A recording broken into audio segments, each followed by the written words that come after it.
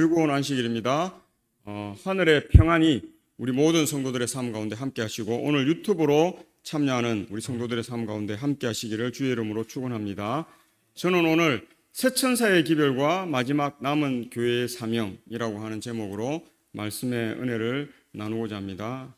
새천사의 기별과 마지막 남은 교회의 사명은 저희 교회의 정체성을 드러내는 그러한 이 교리의 부분이라 하는 것을 우리가 생각하시고 조금 우리가 집중해서 이 부분들을 함께 이렇게 이해하는 그런 시간이 되기를 바랍니다. 우리 계시록 14장 6절로 12절 유명한 말씀이죠. 우리가 이 말씀들로 우리 교단이 지금껏 세계적인 선교를 이루어 오면서 우리가 사명을 감당해야 한다. 첫째 천사의 기별, 둘째 천사의 기별, 셋째 천사의 기별로 이것을 전하는 그러한 백성들이 된다 하는 사실을 우리에게 말해주고 있는 것을 보게 됩니다. 전례가 없다 하는 말을 우리가 많이 쓰는 세상이 되고 있는 것 같습니다. 우리 삶의 거의 모든 분야에 영향을 주는 놀라운 사건이 이렇게 빠르고 놀랍게 순식간에 극적으로 몰려온 적은 그리 많지 않은 것 같습니다.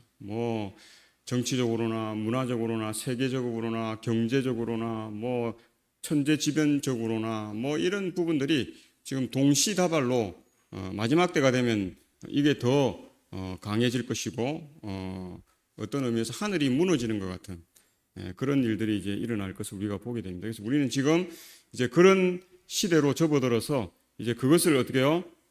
우리가 피부로 그냥 아주 생동감 있게 느끼는 시대에 우리가 살고 있다 하는 것입니다. 이런 때일수록 우리에게 더 강한 사명이 이렇게 생각나고 부각되는데요. 새천사의 기별을 전해야 하는 것이다 하는 것입니다. 그래서 제7일 안식일 예수 재림 교인들이 성령 하나님이 부어주시는 능력과 담대함으로 요한계시록 14장 6절로 12절에 새천사의 기별을 전해야 할 때는 바로 지금이 분명하다 하는 것을 우리가 더 피부적으로나 또 우리가 영적으로나 또 우리 생활적으로나 문화적으로나 환경적으로 또 경제적으로 모든 세계 질서 가운데서 이 부분을 더 분명하게 느끼고 있는 것이 지금 현실인 것 같습니다. 하나님은 시대마다 자기 백성에게 특별한 사명을 주십니다. 그 사명을 수행하는 방법에 관한 세부 사항은 다룰 수 있지만 궁극적인 목표는 늘 동일하다 하는 것입니다. 바로 사람들을 하나님과 영원히 지속될 구원의 관계로 인도하는 것이다 하는 것입니다. 2500여 년 전에 하나님은 한 청년에게 그의 일생 동안뿐 아니라 우리 시대와 그 이후까지 계속될 중요한 사명을 알려주셨습니다. 다니엘은 은밀한 것을 나타내시며 장래일을 알게 하시는 만왕의 왕이신 하나님 앞에 선 사람이라는 사실을 우리가 보게 되는 그 일들을 다니엘이 먼저 경험하고 우리에게 다니엘이라고 하는 말씀으로 기록하셔서 우리에게 나타내 보여주고 있다는 것입니다. 그래서 우리는 예언에 뭘 가지고 있어요? 시간표를 갖고 있고 구속사의 위대한 계획을 하나님 말씀을 통해서 또 다니엘을 통해서 더 분명히 또 요한 계시록을 통해서 더 분명히 이해하는 백성들이다 하는 것입니다. 예언의 신에서 우리가 성령의 선물이라고 하죠. 근데 우리가 익숙한 게 예언의 신인데요. 이 성령의 선물에서는 첫째와 둘째 기별이 초기 재림 신도들에게 주어졌다고 말합니다. 그래서 이 830년대를 거쳐서 40년대에 이 첫째 천사와 둘째 천사 기별이 주어지는 것입니다. 그리고 셋째 기별이 첫 두 기별에 추가될 것이며 예수님이 오시기 직전에 주어질 것입니다. 이 세 기별을 합치면 그것이 바로 이 세상에 대한 하나님의 마지막 호소가 될 것이다. 그래서 우리가 이것을 새천사의 기별 그렇게 이야기합니다. 그래서 이 기별 외에 더 이후의 기별이 성경에는 없어요.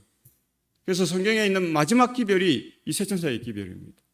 그리고 세상 대부분의 교회들은 이것을 받아들이지 않습니다. 성경에 분명하게 기록되어 있는 말씀임에도 불구하고 그들에게 큰 유익이나 기쁨이 되지 않는다고 생각해서 그런지 이걸 받아들이지 않습니다. 중요하게 생각하지 않습니다. 하나님의 마지막 호소인데 우리가 토상집에 가보면요. 어떤 가족들은 그 부모의 유지를 아주 중요하게 여깁니다. 그래서 가족들이 그것을 분명히 거론합니다. 예를 들자면 뭐 부조금을 받지 말랬든지, 우리 부모님이 뭐 돌아가시기 전에 유언으로 부조금을 받지 말라고 했습니다. 그래서 저희들 부조금을 받지 않습니다. 그래서 딱 부조 한 통에 부모의 유언으로 부조금을 받지 않습니다. 이렇게 적어놓은 데도 있고요. 또 어떤 사람은 부모님이 돌아가실 때 형제간에 절대 싸우지 마라. 그래서 어떻게 해요? 네, 다 이렇게 유산 정리도 해주고 딱 살아생전에 다 해놨어. 일찍이 딱 해놨어. 그래서 어떤 분들은 뭐 예배를 드리고 나면 이렇게 부모님이 혹시 뭐 유지가 있느냐 이런 걸 물어보면 그런 이야기를 해요. 그 부모님도 형제간에 절대 싸우지 말고 우애 있게 살아라고 그렇게 말씀하셨다. 뭐 이런 이야기들을 해요. 그래서 어떤 이렇게 뼈대를 중요시 여기는 그런 사람들에 가보면 이 마지막 호소를 결코 뭐 하지 않아요? 헛되게 생각하지 않습니다. 근데 하나님이 우리에게 이 성경을 기록하면서 마지막에 우리에게 준 세상에 전하라고 하는 이 호소의 기별을 하나님을 믿는 백성이 관심이 없다 하는 것은 그들의 생각이 다른 데가 있는 것입니다.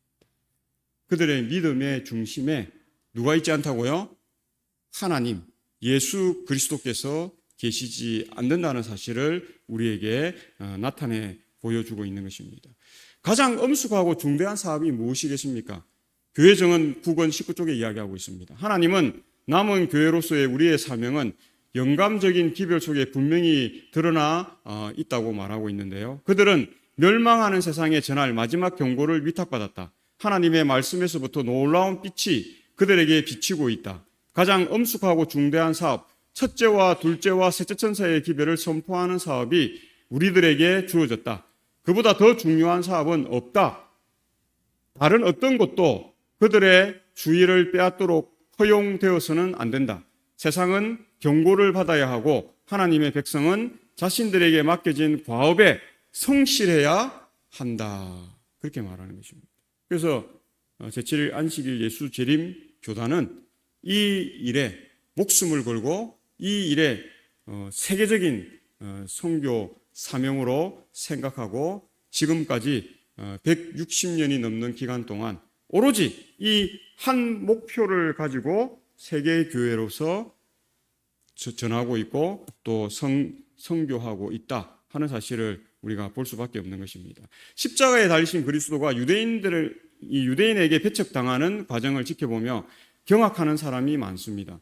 그분이 수치스럽게 학대당하는 이야기를 읽으면서 자기 자신은 그분을 사랑하며 베드로처럼 그분을 부인하거나 유대인처럼 그분을 십자가에 못 박지 않으리라고 그들은 생각합니다. 그러나 모든 사람의 마음을 읽어내시는 하나님께서는 예수님에 대해 그들이 털어놓는 사랑의 감정을 시험하신다는 사실입니다. 테스트한다는 것이죠. 템테이션이 아니라 유혹하는 것이 아니라 테스트한다는 사실입니다. 첫째 천사의 메시지가 받아들여지고 있는지를 온 하늘이 비상한 관심을 기울이며 지켜보고 있습니다. 그런데 예수님을 사랑한다고 말하며 십자가 이야기를 읽고 눈물을 흘린 사람들 중에서는 그분이 오신다는 기쁜 소식을 비웃는 이가 많다는 사실입니다. 그것을 복된 대망으로 생각하는 사람보다는 비웃는 그리스도인들이 더 많다는 것입니다. 그래서 이 땅이 천국이지 뭐 예수님이 뭐 재림하시고 이런 거는 중요하지 않다는 것입니다. 이 땅에서 잘 먹고 잘 살면 이 땅에서 부자로 살고 이 땅에서 뭐 권력이 좋고 명예가 크고 그러면 전부라는 사실을 생각하며 사는 그러한 그리스도인은 그 테스트, 하나님의 테스트에 뭐 할 수 없어요? 성공한 그러한 그리스도인 삶이 되지 못한다는 사실을 보는 것입니다. 그래서 첫째 천사, 둘째 천사, 셋째 천사의 메시지가 있는데 그 메시지를 반갑게 받아들이기는커녕 그들은 그것을 망상이라고 일축합니다. 그들은 예수님의 강림을 사모하는 이들을 미워했고 교회에서 쫓아냅니다. 첫째 천사의 기별을 거절한 이들은 둘째 천사의 기별에서도 유익을 얻지 못합니다. 믿음으로 그리스도와 함께 하늘 지성소에 들어가도록 준비시켜주는 밤중 소리 또한 그들에게 유익이 되지 못하는 길은 마찬가지라는 사실입니다. 앞에 두 메시지를 거절하는 바람에 이해력이 어두워져서 그들은 지성소로 들어가는 길을 보여주는 셋째 천사의 메시지에서도 아무런 빛을 발견하지 못하는 것이다. 신앙은 점진적이에요. 단계적입니다. 신앙이 갑자기 공간을 뛰어넘어가지고 이렇게 되는 경우는 특별한 경우 외에는 없습니다. 특별한 경우가 있죠. 예수님의 십자가상의 한 강도, 회개한 한 강도는 어떻게 해요? 그날 구원을 약속받았어요. 아주 단시간에 이루어진 그런 일이었지만 그의 일평생 늘 자기의 죄에 대한 잘못됨을 이해하고 있었고 내가 이렇게 살아서는 되지 않는다고 생각했고 자기가 잘못된 길을 가고 있다는 것을 늘 알고 있었어요. 그것을 어떻게 해요? 건져주실 분이 반드시 있을 것이다. 연애신을 읽어보면 그런 내용들이 있는 것을 우리가 봅니다. 그래서 그가 어떻게 해요? 참 구원자가 나타났을 때 그것을 알아봤고 그에게 어떻게 해요? 자신의 구원을, 그의 믿음을 바라는 일을 할 수 있었다 하는 것입니다. 오늘 우리의 신앙은 점진적이다 하는 것입니다. 왜 오늘 우리의 신앙이 이렇게 깊어졌습니까? 이 신앙을 오래전부터 해오던 그 사람들의 단계를 거쳐서 오늘 우리가 어떻게 해요? 그 기별을 우리가 함께 이렇게 누릴 수 있는 삶이 되었다 하는 것입니다. 그래서 초기 문집 258쪽과 208쪽에서 261쪽에 이런 말씀이 있습니다. 이게 좀 이렇게 좀 집약해서 한 내용인데요. 천차만별인 사람들을 속이기 위해 그는 갖가지 속임수를 마련해 놓았다. 어떤 이들은 특정 속임수에 대해 치를 떨지만 다른 속임수에는 쉽게 걸려든다. 사탄은 강신술로 속이기도 한다. 또 빛의 천사로 나타나 가짜 개혁으로 이 땅에 영향력을 발휘하기도 한다. 다른 영이 활동하는 것인 줄도 모르고 교회들은 우쭐해져서 하나님이 자신들을 위해 놀랍게 역사하시는 중이라고 생각한다. 그 흥분은 금세 사그라지며 세상과 교회의 형편은 이전보다 더욱 심각해질 것이다. 그래서 속이는 자는 온 천하를 꿰는 그 자는 자기의 일을 계속 강화시켜 오고 어떻게 해요? 더 강력하게 그 마술을 펼칠 것이다 하는 것입니다. 그래서 어떤 신앙인들 보면 조금 좋은 일 있으면 하나님이 나에게 복 주셨다 이야기하다가 또 조금 안 좋은 일 있으면 하나님이 어떻게 나한테 이런 일을 할 수 있나. 우리가 이런 신앙을 해서는 우리의 신앙의 성장을 이룰 수 없습니다. 하나님이 복을 주시든 하나님의 복을 주시지 않으셔도 하나님이 건강함을 주시든 하나님이 건강함을 주시지 않든 하나님이 세상에서 우리가 유명한 자가 되게 하든 무명한 자가 되게 하든 어떻게 해요? 이름 없이 빛도 없이 뭐 할 수 있어야 돼요? 그 하나님을 따를 수 있는 믿음의 사람을 하나님은 찾고 계시고 그러한 일을 위해서 테스트하시는 하나님이시라는 사실을 보게 됩니다. 근데 이게 반대로 되어서 하나님이 우리를 테스트하니까 사람들은 어떻게 해요? 자꾸 하나님을 테스트해요. 반대로.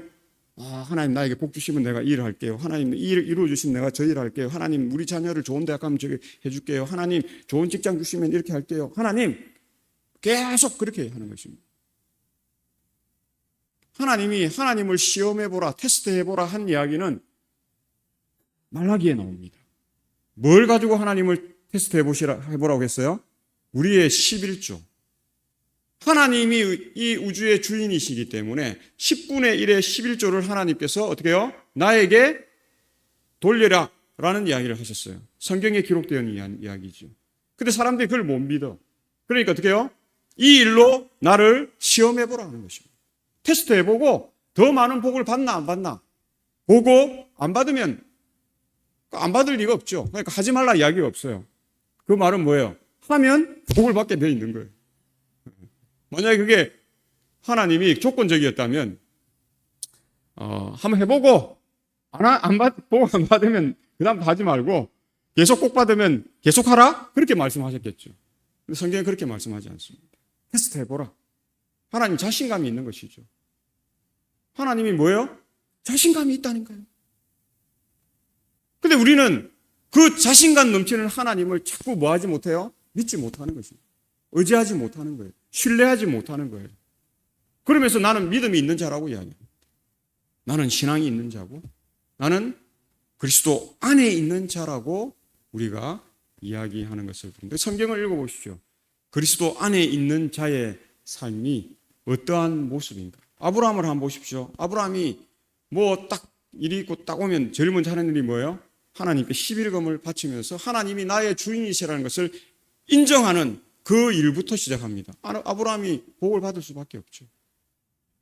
아브라함만 그렇습니까? 우리 믿음의 노독들의 삶을 보면 다 그들이 하나님의 것을 구별하고 또 나는 하나님의 청지기로서 하나님의 일을 하는 일에 하나님께 감사하고 하나님 안에서 평안을 얻는 삶을 추구했다 하는 것을 우리가 보는 것입니다.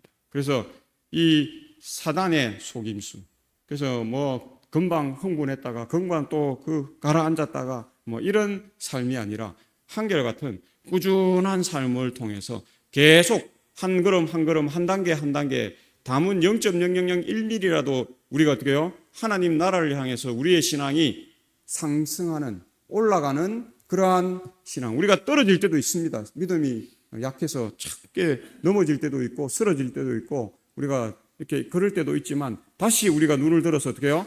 다시 그 자리로 올라가서 조금 더 또 올라가는 그러한 신앙들을 이루어가는 삶이 되기를 하나님께서 바라신다.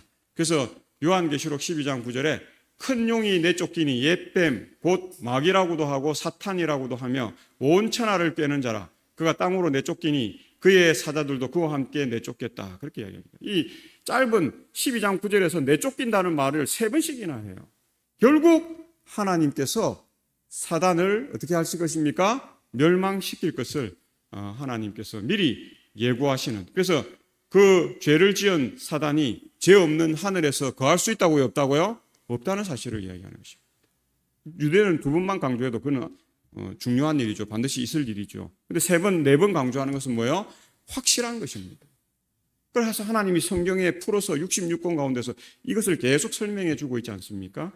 그러면서 요한계시록 20장 20절을 뭐라고 이야기합니까? 용을 잡으니 곧 옛 뱀이요 마귀요 사탄이라 잡아서 1000년 동안 결박한다. 결박한 이후에 1000년 후에 예수님이 3번째 오실 때 어떻게 한다고요? 그를 이제 도말하실 것이다. 멸망시키시는 것입니다. 그래서 이 용, 우리가 절에 한번 가보십시오. 절하고 용이 무슨 관계가 있습니까? 근데 절 가면 뭐 단청부터 시작해서 뭐 다 용으로 도배되어 있습니다. 제가 베트남 가보니까 베트남, 그 다음에 태국 가보니까 베트남, 태국 이런 동남아 소승불교 뭐 이런 대승불교도 마찬가지고 믿는 데 가보면 우리나라 절들도 가보십시오. 그냥 용, 뱀, 뭐 이무기로 꽉 차 있습니다. 누구를 믿는다는 거예요? 마귀 사탄을 믿는 것입니다. 그래서 내쫓을 뿐만 아니라 잡아서 결박하고 멸망시키는 일까지 하실 것이다. 이 칼라너라고 하는 천주교 신부입니다. 지금은 돌아가셨는데요. 유명한 신학자입니다. 이 칼라너가 이런 이야기를 했습니다. 익명의 그리스도인이 있다. 나는 이 초기 문집에도 보면 나는 이름뿐인 재림신자들 그리고 타락한 교회 안에도 하나님의 정직한 자녀들이 있는 모습을 보았다. 재앙이 쏟아지기 전에 목사들과 교인들이 그 교회를 떠나 즐겁게 진리를 받아들인 것이다. 사탄도 이것을 알고 있다. 그래서 사탄은 셋째 천사의 큰 외침이 울리기 전에 이들 종교 집단의 흥분을 일으킬 것이며 진리를 거절한 이들이 하나님께서 자기들과 함께 하신다고 생각하게 만들 것이다. 사탄은 정직한 자들을 속여서 하나님이 여전히 그 교회를 위해 활동하신다고 믿게 하려고 한다. 그러나 빛이 환하게 밝혀지고 정직한 자들은 모두 타락한 교회들을 떠나 남은 무리와 같은 편이 될 것이다. 그 천주교 신자가 이미 수십 년 전에 그의 책에서 익명의 그리스도인이라고 하는 이야기를 했습니다. 우리가 알지 못하는 그리스도인이 세계 곳곳에 있다. 그 이야기가 이 초기 문집의 이야기가 똑같은 이야기입니다. 그런데 이 익명의 그리스도인이나 정직한 마지막 교회로 들어올 믿음을 보고 살아가는 이 그리스도인들은 은혜의 시기 동안만 이 일이 가능하다는 것입니다. 예수님이 지성소에서 그 중보 사역을 마치면 더 이상 이제 뭐가 없어요? 이 익명의 그리스도인은 없는 것입니다. 근데 지금은 어떻게 해요? 이 익명의 그리스도인이 있는 것입니다. 절에도 있을 것이고 천주교회도 있을 것이고 장로교회도 있을 것이고 뭐 침례교회도 있을 것이고 회중교회도 있을 것이고 오순절교회도 있을 거고 여의도 순복음회도 있을 거예요. 지금 뭐 문제가 되고 있는 뭐 신천지에도 있을 것이고 통일교회도 있을 것이에요. 그러나 예수님께서 우리의 중보 사역을 마치고 재림하실 때에는 더 이상 익명의 그리스도인은 이제 없는 것입니다.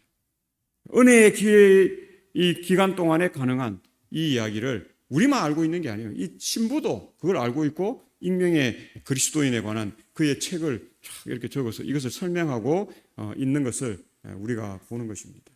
첫째 천사의 기별, 첫째 천사가 전하는 영원한 복음의 내용은 크게 두 가지입니다. 하나는 하나님의 심판때가 이르렀으니 그분을 두려워하고 하나님께 영광을 돌리라는 것입니다. 또 하나는 천지를 창조하신 하나님을 경배하라는 것입니다. 두 내용이 영원한 기별인 것은 이 두 기별 모두 하나님의 품성과 행위에 근거한 것이기 때문입니다. 이 기별은 마지막 시대를 사는 이 세상의 모든 사람에게 거짓 신을 버리고 유일하신 참 하나님께 영광을 돌리고 경배할 것을 강력하게 권고하고 있는 것을 우리가 볼 수 있다 하는 것입니다.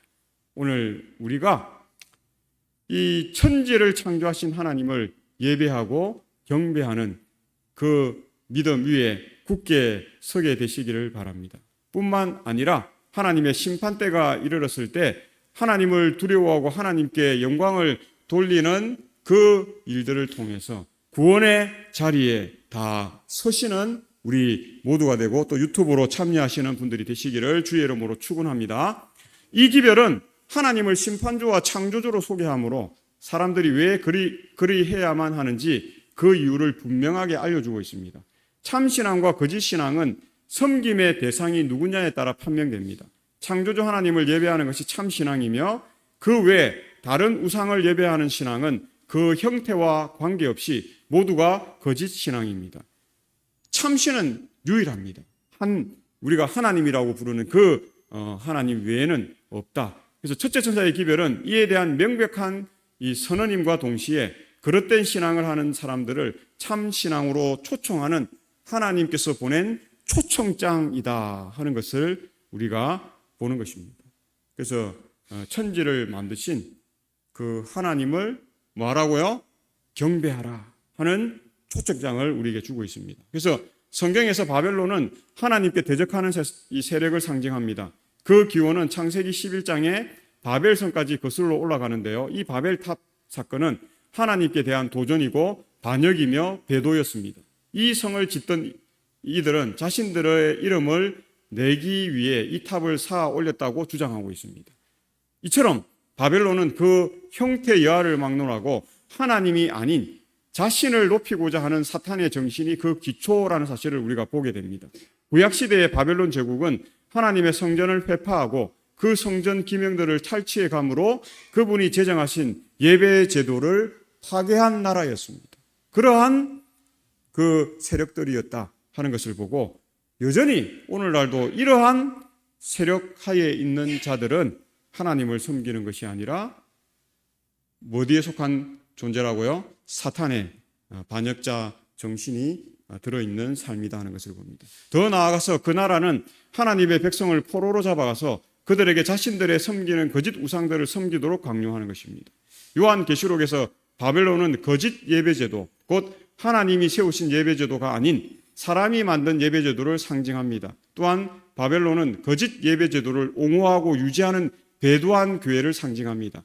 둘째 천사의 기별은 바벨론이 그 모든 나라를 그의 음행으로 인하여 진노의 포도주로 먹인다. 그렇게 말씀하고 있는 것을 우리가 보는 것입니다. 그래서 천주교에 보면 천주교회는 뭐예요? 예배를 바꿨어요. 토요일에서 어떤 날로요? 일요일로.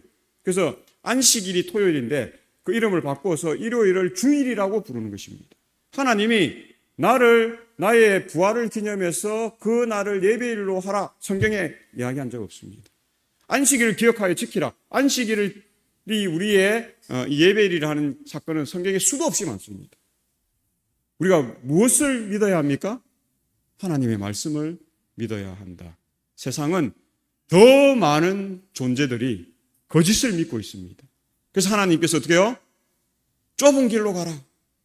크고 넓은 길은 멸망하는 길이라고 이야기하고, 그러한 존재들은 낙타가 바늘길을 뚫고 지나가는 것처럼 제대로 된 신앙을 할 수 없는 상황이라고 하는 사실을 보게 됩니다. 그래서 대쟁투의 개쟁점은 안식일이 될 것입니다. 시금석이 될 것입니다. 그래서 안식일을 지키느냐 지키지 않느냐에 따라서 하나님을 잘 믿고 있구나, 하나님을 잘못 믿고 있구나 하는 것을 우리가 알 수 있다. 그래서 본문에서 말하는 음행은 교회가 본래의 남편인 그리스도를 떠나서 국가 권력과 결탁하는 것을 표상합니다. 그래서 교회가 국가 권력과 결탁해서 국가의 어떤 것들을 신앙적이지 않은데도 불구하고 하나님의 말씀에 배치되는데도 불구하고 행하고 있다? 그건 교회가 아닙니다. 그건 사단의 회의고, 그거는 어떻게 해요? 하나님을 반역하는 자라고 하는 사실입니다. 그러니까 정광훈 같은 사람이 뭐라고 이야기한다고요? 나는 주식회사 예수교회 회장이고 나는 돈을 좋아하는 사람이고 예수님도 나한테 까불면 혼난다. 그렇게 이야기할 수 있는 것이죠. 참, 어떻게 그런 사람을 목사로 부릅니까? 근데 오늘날 목사로 부르고 있잖아요. 추종하는 사람들이 많잖아요. 말도 안 되는 소리죠. 통일교 요번에 보니까 그 금고가 이렇게 들어가서 이제 압수수색하는데 금고가 나왔는데 수백억이 거기 있다는 것입니다. 달러로도, 일본화로도, 유로화로도, 그다음 우리나라 돈으로도 수백억이 거기 있다는 것입니다. 그러니까 정치하는 사람에게 1억씩 주고 10억씩 주고 아무것도 아닌 것입니다. 아마 밝혀질 것입니다, 이제. 신천지 한번 보십시오. 정치와 결탁해서 청년들을 완전 진짜 악의 구렁텅이로, 제가 서북에 있을 때 한 청년이 왔어요. 뭐라고 이야기하냐면, 목사님, 교회의 지하에 콘돔과 팬티와 브라자입니까? 브라자와 속옷과 이런 게 있을 필요가 있습니까? 그 다음에 뭡니까? 콘돔 뿐만 여자들 생리대 이런 게 비치되어 있다는 것입니다. 그리고 성관계를 마음대로 하도록.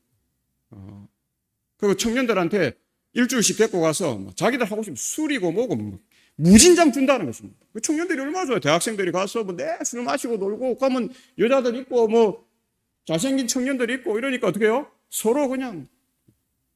이 얘가 너무 충격. 저는 교회 나왔는데 교회가 그런 일이, 제가 정통교회는 그런 일 안 한다고. 그래서 내가 물어봤어요. 혹시 신천지나 이런 데 아니냐고 그러니까 맞대요. 하나님의 교회 안상홍 이런 데 가보십시오. 이상한 것들을 가르치고 그렇게 하는 것입니다. 제가 어제도 이야기했지만은 그 통일교 문제 이런 것 때문에 그 기사가 올라오는데 글이 쫙 쏘이면서 이단들에 대해서 쫙 목록이 한 30개 쫙 올라와요. 거기에는 명성교회도 올라와 있고 심지어는 여의도 순복음도 올라와 있고 이런 교회들이 막 올라와 있어요. 뿐만 아니라 다 있죠. 통일교 그다음에 다락방 선교회 다 이런 게 제2 그 정명석 다 올라와 있는데 제가 불안해서 그 기사를 보면서 밑으로 쭉 내려 혹시 했는데 우리 교회는 없더라고. 우리 교회가 한 10여 년 전 같았으면 우리 교회 이름이 반드시 있었을 것입니다. 근데 이제 사람들이 알아요. 제7일 안식일 예수재림교회 교인들은 건전한 교회다. 성경적으로 살려고 노력하고 건강 기별을 가지고 살아가는 아주 충실한 교회라는 걸 알기 때문에 이제는 그런데 글을 올리지 않습니다. 옛날에는 모르고 무조건 그런 이야기 나오면 제7일 안식일 예수재림교회도 꼭 들어갔어요. 근데 이제 제가 기사를 쫙 보니까 없어, 우리 교회는. 근데 어느 교회들이 있다고요? 금난교회, 명성교회, 여의도 순복음교회 이런 데는 다 올라가 있어요. 그들 스스로도 그 큰 교회들, 여의도 교회가 이단이라고 이야기하는 것입니다. 명성교회가 이단이라고 이야기하는 것입니다. 금난교회가 이단, 금난교회 한번 가보십시오. 제가 삼육대학에 있을 때 거기 아이들 데리고 떡볶이 먹으러 자주 갔는데요. 가보면 교인 수가 5만이거든요, 5만. 평균적으로 출석하는 교인들이 10,000명이 넘어요. 그 일요일 되면 거기가 막 식당 가면 밥 먹을 데가 없어요. 일요일 가면. 점심시간 때 가면. 우리는 토요일 가니까 다행히 거기 떡볶이 아이들 저녁에 사주고 이렇게 하는데요. 금난교회도 이단입니다, 이단. 자기들도 이제 이단이라는 걸 알아요. 여의도 순복음 크다고 좋은 교회 이단이라고 자기들 스스로 이야기해요. 명성교회 다 그렇게 하는 겁니다. 한국의 10대 교회들이 한국의 10대 교회가 세계 10대 교회인데 그 10대 교회에 어디 들어갑니까? 금남교회, 명성교회, 뭐 아까 제가 이야기했던 그 교회들이 다 들어가요. 여의도 순복음.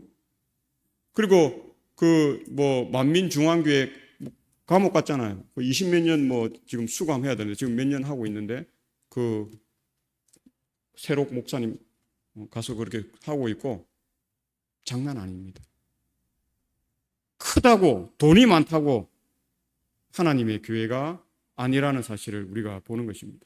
그래서 본문에서 음행은 교회가 본래의 남편인 그리스도를 떠나서 국가 권력과 결탁하는 것을 표상하고 포도주는 교회 안에 스며들어 있는 이단적 가르침을 상징합니다. 이처럼 바벨론은 처음에 순수함과 순결함을 잃어버리고 참과 거짓이 뒤섞여 있는 혼란스러운 상태를 표상합니다. 왜냐하면 바벨론은 만신을 숭배하는 교회니까 하나님도 믿어요.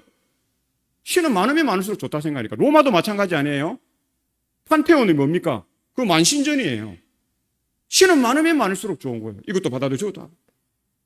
그러니까 섞일 수밖에 없는 것입니다. 그게 바벨론의 특징이었다 하는 것을 역사적으로 배도하고 타락한 교회에 적용되지만 영적으로는 처음에 순수함을 상실한 채 하늘의 원칙과 세상의 원칙이 섞여서 혼잡한 모습이 되어 있는 개인의 신앙 상태에 적용되기도 한다. 우리도 예수 재림교회에 다니지만 제7안식 예수 재림교회에 다니지만 이렇게 바벨론처럼 섞인 신앙을 하면 우리도 바벨론이에요. 그 참 신앙이라고 할 수 없다 하는 것을 우리가 보는 것입니다. 둘째 천사의 기별. 둘째 천사는 바벨론의 몰락을 선포하고 있습니다. 이 기별은 이 땅에 존재하는 배도한 교회들과 사람이 만든 예배 제도들을 하나님이 모두 심판하고 멸하심을 의미합니다. 이 심판은 하늘과 세상 양쪽 모두를 바라보며 혼잡한 신앙을 이어가고 있는 개인들에 대한 심판이기도 합니다. 바벨론에 대한 이 같은 심판의 기별이 선포됨과 동시에 하나님의 백성에게는 거기서 나와 그의 죄에 참여하지 말고 그의 받을 재앙들을 받지 말라는 마지막 초청의 기별이 주어지고 있다는 사실을 보게 됩니다. 그래서 이 기별은 배도한 교회들의 몸담고 있는 하나님의 참 백성에게는 거기서 나올 것을 종용하는 기별이며 믿는 개인들에게는 처음에 단순하고 순수한 신앙으로 돌아갈 것을 강권하는 기별입니다. 오늘날 이 땅에는 수많은 사람이 하나님의 백성임을 자처하며 살아가고 있습니다. 그들 대부분은 자신들이 성경에 기초한 신앙을 하고 있고 하늘의 원칙에 따라 창조주 하나님을 경배한다고 주장하고 있습니다. 그런데 그들의 교리에는 사람의 사상이 스며들어 있다 하는 것입니다. 하나님 중심이 아니라 사람 중심의 신앙을 하고 있다. 우리는 이 뒤섞인 것. 그래서 이 세상에서는 99.99999%도 점검이라고 이야기합니다. 그런데 신앙에서 99.9999%는 점검이 아니에요. 신앙에서는. 하나님은 점검은 몇 프로 해야 된다고요? 100%. 그게 0.0000000 이렇게 눈곱만큼 손톱만큼 죄가 섞여도 하나님은 그것이 진리라고 말하지 않는다는 사실. 진리는 100% 해야 됩니다. 세상하고 다른 거예요. 세상은 조금 이렇게 섞여도 순금이니 정금이니 우리가 뭐 이렇게 이야기할 수 있을지 모르나 하나님 편에서는 그렇지 아니하다. 그래서 그들의 예배 제도에는 세상의 원칙이 섞여 있는 경우가 허다하다. 둘째 천사는 이 모든 혼잡한 제도의 종말이 이르렀음을 선포하고 있다는 것입니다. 이미 2500~600년 전에 다니엘을 통해서 이 기별을 주셨고 또 지금으로부터 2000년 전에 사도 요한을 통해서 요한계시록을 통해서 이것을 확정해 놓고 있다는 사실을 우리는 잊어서는 되지 않습니다. 셋째 천사의 기별인데요. 셋째 천사의 기별은 짐승과 그 짐승을 위해 만든 우상에게 경배하는 자들에 대한 경고의 기별입니다. 이 기별에 언급된 짐승은 요한계시록 13장에서 이 짐승 이후에 등장하는 새끼양 같은 짐승이 첫 번째 짐승을 위해 만든 그 우상을 일컫는다 하는 것입니다. 새끼양은 우리가 미국이라는 사실을 알고 있습니다. 처음에 양처럼 순하게 어떻게 해요? 종교 자유에 하고 자유민주주의 두 가지 기치를 가지고 순한 양처럼 올라와서 세계를 보호하고 세계의 경찰 국가가 되고 그렇게 했는데 지금 그 양이 용처럼 말하는 시대가 이미 되었어요. 예언이 얼마나 정확하게 이루어가고 미국이 그 나라라는 사실을 벌써 엘렌 지 화이트를 통해서 160년 전에 확정 지어져 있는데요. 지금 160 후에 그렇게 되고 있잖아요. 누구도 그 역할, 미국처럼 그렇게 강하게 이야기하는 나라가 있습니까? 없어요. 지금 모든 나라의 국방비에 관여를 하고 모든 나라의 관세에, 그거는 자유시장 경제는 미국에서 나온 제도입니다. 미국이 주창했고 미국이 그것 때문에 100년 동안 배불리 먹고 살았던 제도예요. 근데 그것을 뒤집는 나라가 지금 어느 나라라고요? 미국입니다. 미국이 달라진 거예요? 안 달라진 거예요? 달라진 거죠. 미국이 이제 더 이상 그러니까 제가 이렇게 기사를 보니까 그렇게 이야기하더라고요. 미국이 예전의 미국으로 돌아갈 수 있을까? 대통령이 바뀐다 해서 그렇지 않을 것이다. 더 이상 자국주의를 포기할 수 없다. 그래서 자국주의의 끝으로 치달을 것입니다. 민주주의의 끝을 치달았던 것처럼 자국주의의 끝을 치달을 것인데 그 끝은 성경은 분명히 이야기하잖아요. 하나님 우리에게 분명히 말씀하고 있잖아요. 누구와 손을 잡는다? 천주교회와 손을 잡는다. 교황과 손을 잡는다. 그 이야기 분명히 하고 있잖아요. 그래서 벌써 성경이 2000년 전에 기록된 성경, 또 3500년 전에 구전으로 전해졌던 성경이 그 이야기를 하고 있잖아요. 바뀌지 않는 일. 시간이 오래 지난다 할지라도 바뀌지 않는 분명한 사실이라고 하는 사실을 우리가 봅니다. 그래서 요한계시록 13장에 등장하는 첫 번째 짐승은 여러 세기 동안 그리스도교 교회를 지배한 교회와 정부의 연합체입니다. 용으로부터 권세를 부여받은 것으로 미루어 둘 때 이 짐승은 이 땅에서 사탄의 대리자로 활동하는 존재입니다. 그래서 이 짐승은 뭐예요? 천주교회죠. 그 교황권이 사단과 결탁해서 하나님의 교리들을 바꾸고 하나님의 말씀들을 엉뚱하게 해석하고, 또 천주교회의 핵심은 일반 교인들이 성경을 해석할 권리가 있다고 없다고요? 없어요. 누구만 해석할 수 있습니까? 신부들만, 그것도 인정받은 신부들만 그것을 해석할 수 있도록 강론한다, 그렇게 이야기하잖아요. 강론은 일반 평신도들은 하지 못하는 일입니다. 근데 성경은 어떻게 해요? 모든 백성이 읽도록 모든 사람들에게 하나님께서 주신 말씀이라고 하는 사실을 우리가 잊어서는 되지 않습니다. 그래서 종교개혁이 일어났고 또 반종교개혁이 계속 지금까지 이어집니다. 그래서 짐승의 우상은 마지막 시대의 교회들이 종교개혁의 참 정신을 잃어버리고 다른 이들에게 자신들의 가르침을 강요하기 위해 정부와 손을 잡을 때 생겨날 배도한 종교 형태를 표상한다. 본교 교리 주의 200쪽에 그렇게 분명하게 설명합니다. 짐승이 교회와 정부의 연합체인 것처럼 짐승의 우상 또한 그와 유사한 연합체가 될 것이며, 짐승이 하나님과 그분의 율법에 도전하고 그분의 참 백성을 핍박한 것 같이 그의 우상도 마지막 시대에 그와 똑같은 행동을 하게 될 것을 우리에게 말해주고 있는 것을 우리가 보는 것입니다. 그래서 10월 31일이 어떤 날인 줄 아세요? 원래는 종교개혁일입니다. 1517년 10월 31일에 루터가 비텐베르그 성에 95개 반박문을, 교회가 95개나 되는 걸 잘못 가르치고 있다. 그래서 그걸 붙이면서 종교개혁이 촉발되었어요. 그런데 지금 헬로윈 다이가 언제인 줄 아세요? 10월 31일이에요. 종교개혁과 반종교개혁. 그런 일이 많아요. 예수님이 봄에 태어났거든. 근데 사람들은 그날에 또 뭘 만들어요? 부활절을 만들어서 봄에 뭐 하도록 해요? 부활절에 집중해서 막 하도록. 성탄절, 그거는 또 언제로 바꿨어요? 예수님이 봄에 태어나셨는데 겨울에 하얀 눈이 오는, 그래서 어떻게 해요? 산타가 뭐 선물 주고 뭐 이런 날로 다 바꿔놨어요. 예배일도 어떻게 해요? 토요일이 하나님의 예배일인데 일요일로 바꾸었어요. 다 바꿔요. 우리가 생각하며 살아야 됩니다. 아무 생각 없이 아이고 밖에 사람들이 헬로윈 하니까 그러다가 멸망합니다. 아이고 밖에 사람들 크리스마스 하니까 그 정신은 우리가 살려야 되죠. 예수님의 성탄절, 거룩한 그 초림하심, 우리가 그런 거 생각하고 해야 되지만 그 날에 취해가지고 뭐 계란 돌리고 뭐 이래 하다가는 멸망받습니다. 멸망당하는 길로 가게 된다 하는 것을 우리가 보는 것입니다. 그래서 각 시대의 대쟁투가 지금도 이루어지고 있다.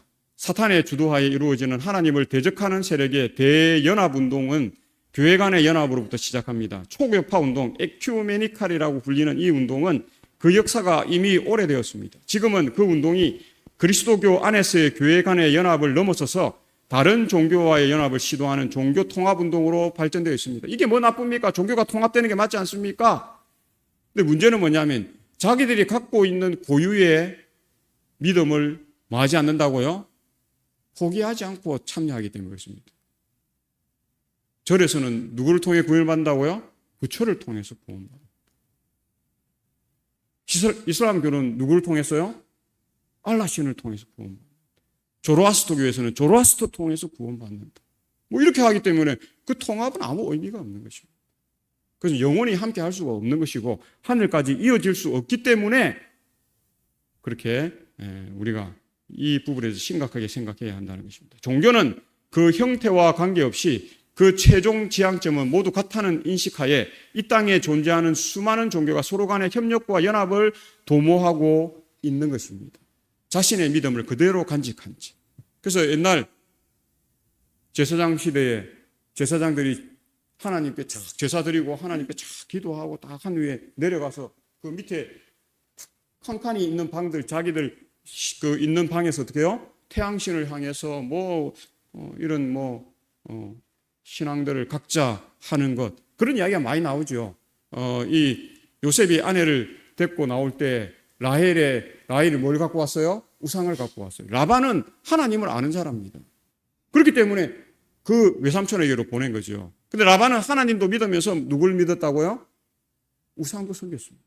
그 아버지 우상을 라헬이 갖고 오잖아요. 오늘 교과의 공부 가운데서도 나오잖아요. 이드로는 미디안 족속 이런 사람들은 하나님의 그 가족이에요. 하나님을 모르는 존재들이 아니에요. 그러나 그들이 우상도 함께 섬기고 이렇게. 근데 이드로는 그나마 좀 하나님을 믿으며 살려고 노력하는 그러한 삶이었죠. 그래서 하나님을 더 명확하게 이해하고 알아들고 그래서 자기 사위 모세를 통해서 그 하나님을 잘 이해하고 그 50부장, 100부장, 1000부장, 10부장 이런 제도를 펼치는 것을 우리가 볼 수 있다. 그래서 더 나아가서 이 운동은 종교와 정부 간 연합운동으로 발전하고 마침내 짐승의 우상의 완전한 모습을 완성하게 될 것입니다. 이 연합운동의 핵심의 요소는 바로 일요일입니다. 교회 간의 연합, 종교 간의 연합, 그리고 종교와 정부 간의 연합, 이 모든 연합의 과정에 일요일은 언제나 공통분모로 작용하고 있다는 사실을 우리가 보게 됩니다. 지금은 이 세상에서 일요일 예배나 일요일 휴식을 문제 삼는 교회나 종교나 정부는 거의 없습니다. 그러나 마지막 때의 일요일은 짐승과 그의 우상에 대한 경배와 매우 밀접하게 연관되어 있어서 일요일 휴업령을 통해서 종교의 그 예배일을 뭐 하는 거예요? 강제하는 날이 온다 하는 것을 성경은 우리에게 말해주고 있다는 것입니다. 그것은 이미 2000년 전부터 시작되었어요. 그래서 어떻게 해요? 우리가 날짜 보면 달력에 보면 저 달력은 어디서 만든 거예요? 로마가 만든 그레고리 역이에요. 그레고리 황제 그레고리 역인데 거기에 보면은 토요일이 뭐예요? 7째 날이에요. 지금도 우리가 그 달력 쓰고 있잖아요. 근데 원래 토요일이 다른 색깔이 들어간 휴일의 날인데 지금은 일요일도 빨간색을 넣어가지고 뭐라고 이야기합니까? 주일이라고 이야기하는 그 일들이 이루어지고 있다. 그래서 첫째 천사의 기별은 하나님과 그분의 율법에 대적하는 이 대연합 운동에 맞서는 운동이 바로 온 우주를 배경으로 펼쳐지는 하늘 가족의 대연합 운동이고 이 운동의 지도자는 그리스도이신데 타락하지 않은 하늘의 천사들과 다른 세계의 거민들 그리고 이 땅에 있는 하나님의 참 백성이 이 운동을 통해서 하나로 연합합니다. 이 운동은 온 우주에서 창조주 하나님이 유일한 예배의 대상임을 선포하는데 예배일이 언제라고 이야기합니까? 제7일 안식일입니다.